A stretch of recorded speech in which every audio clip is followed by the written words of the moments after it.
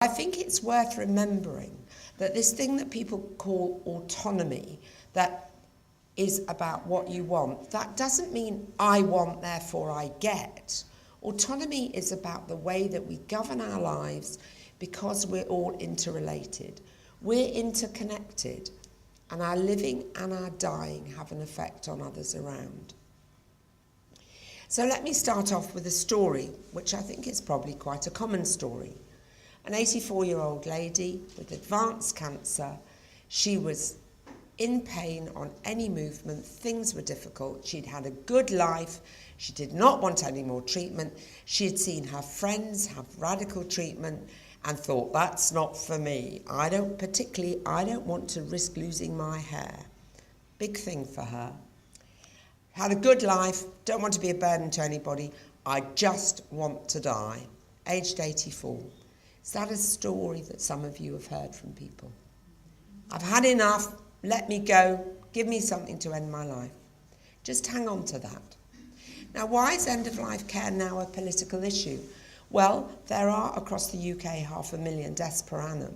At the moment, about 2/3 are in the over 75 bracket, but it's predicted that by 2030 we'll have about 40% of people who are in the over 85 bracket. So we've got this big demographic shift.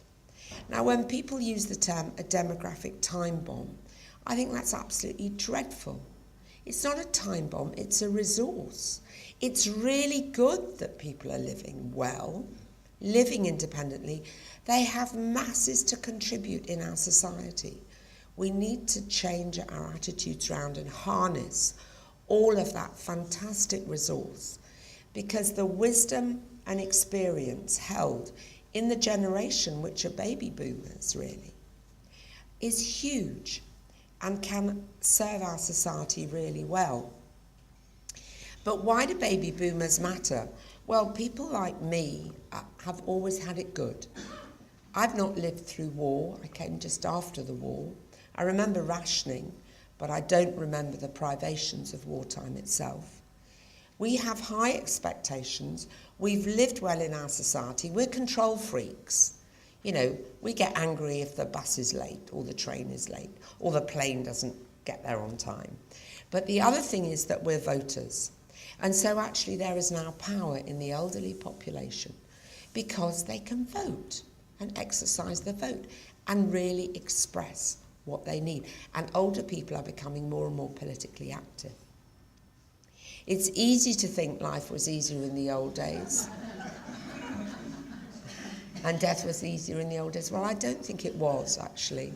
I look back with horror at the way things used to be when I was a junior doctor. They were not good. And I look back with horror at those nursing homes that I used to go into when I was a GP, where everybody was just sitting round the walls and nobody could find their teeth. And they couldn't find their glasses, or if they could, one of the lenses had dropped out, or their glasses were dirty. I mean, it was absolutely dreadful. We should have a zero tolerance to all that. It was, as I said, Cicely who said that dignity is having a sense of personal worth. But what's important, and the next one, is the work done by Harvey Chochinov, which has shown quite clearly that way that care is given confers dignity on people. So if people are looked after well, their sense of dignity is enhanced. If they are looked after badly by staff who take a denigratory attitude, who say, oh, just a minute, that undermines their dignity. You know, the person who is at home and somebody says, oh, you don't really want another cup of tea, do you? You haven't drunk the last one. Or, do you really want me to go upstairs again? I've only just been upstairs for your handbag. What does that do? That gives the message all the time, you're a nuisance, you're a burden.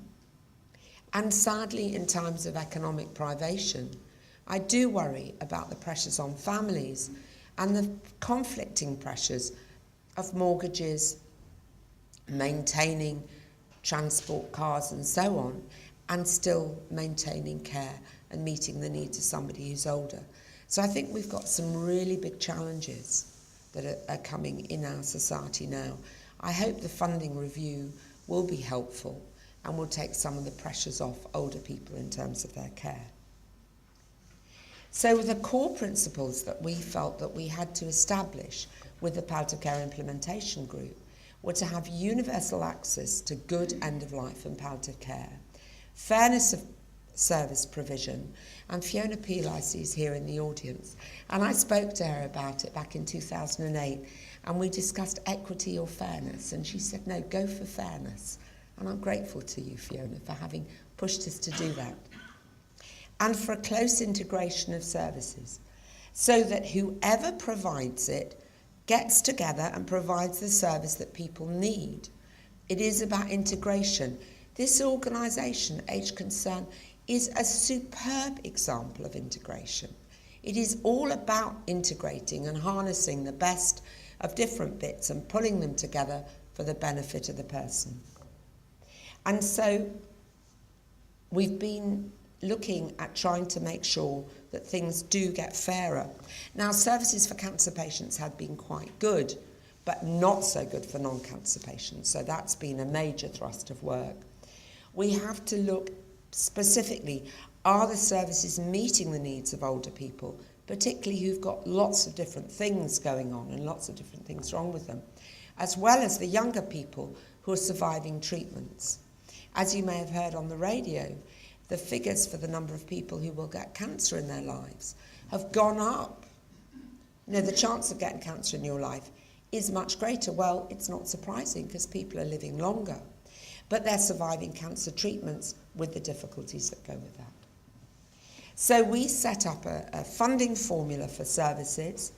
We said that people had to have services 7 days a week. No good 5 days a week. People get ill on Saturdays and Sundays and bank holiday Mondays, and if you are at home and you don't know who to call, it is terrifying. So we've changed that and we've shifted all the palliative care services in this area. George Thomas Trust and Marie Curie have gone into a pooled rota in the community to have a community nurse available 7 days a week. And across the hospitals, there are pooled rotas, so there is a nurse specialist available 7 days a week in the hospital. And then there is a consultant on call 24/7. So there is advice available even through the night to the other services around. And I'm working this Sunday. That's my slot. I still do on call. So I can put my hand up and say, yeah, I'm still in there. And we've set up CANISC, which is a patient record, an electronic record, so that the services can access people's information quickly. They don't have to say, well, we can't really do anything because we don't know quite what you're on or what's going on or whatever. And we set standards. We've completely rewritten the standards and turned them around to be from what the person should expect to get from a service. And I'm going to go on and tell you about bits of public engagement that we've put in. But everything we're doing is trying to help narrow that gap between where people hope to be and reality. Some of it's about helping people reset their hopes and aspirations to be more realistic. And that's something that we all tend to do anyway, isn't it, as we go through life. But if we can improve the reality for people, that deficit in their quality of life gets less, and we can help them live better within the confines of their situation. And we've set up an overall core service for specialist services available across Wales. I won't go through that in detail, but that's how the funding for services worked out because of meeting the fairness agenda. And we've had to create meaningful change in services.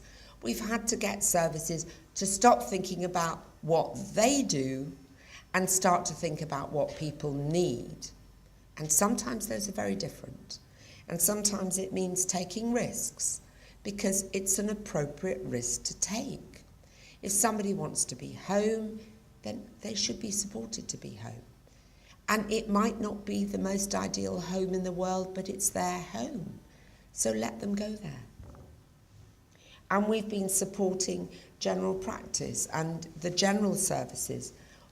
There are guidelines produced. Every GP in Wales is getting a free copy of the guidelines. So there's no excuse for people to not know what to prescribe, what doses. It's all there.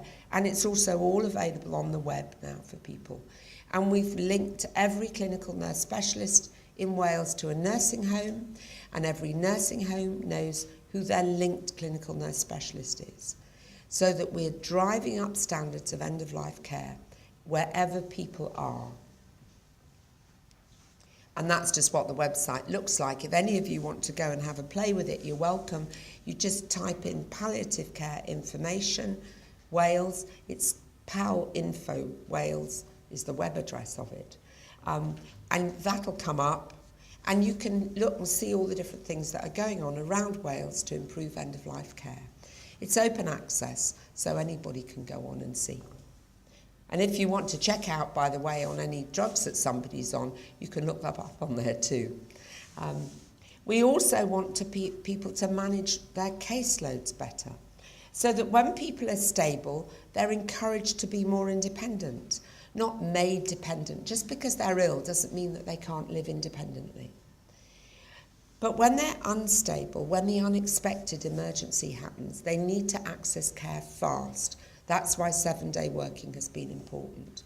And when they're deteriorating, they may need a lot more input. But when they're dying, they need to be managed well and peacefully and supported and reviewed regularly. Make sure there's nothing reversible. Make sure all their needs are met. Make sure the family at all ages know what's going on. And people also need support in bereavement. In this country, we're quite good up until the day of the funeral. And then everybody vanishes. But actually, people need visiting. And I think we should be going over to saying, okay, roughly 1 week, 1 month, 1 year. And if you know somebody who's died, about a month later, just pop in, pop round. Somebody who's bereaved, whoever they are, just, thinking of you. It might take 5 minutes, but it might just lift them up out of that despair and loneliness. And the anniversary of a death is really important for people. And yet it's sad how many people are alone now. Some religious cultures embed it more than others. But I think there is something about going around just with a little pot of jam or, a little pot of honey, or here's a bowl of soup I made for you. Just I'm thinking of you, just sharing something. The other thing that we've done this year is we've embedded end-of-life care in the annual quality framework for the whole of the NHS in Wales. Now that means that good end-of-life care is it's a requirement of services everywhere across the whole NHS. And there are some key questions for services. Are they treating patients well? Are they helping them with their problem? Is the service safe? And do patients get timely access to services? And so there is a statement about end-of-life care, which I'm not going to go through in detail, but it is about whether they're in their preferred place of care, whether their symptom burden has been decreased. And then there are measures about whether they are where they want to be, especially if they want to be at home. Does the GP actually know that the person is at the end of their life, and have they registered them and put in appropriate support? Do they have timely access? And if they are actually dying, are they appropriately looked after?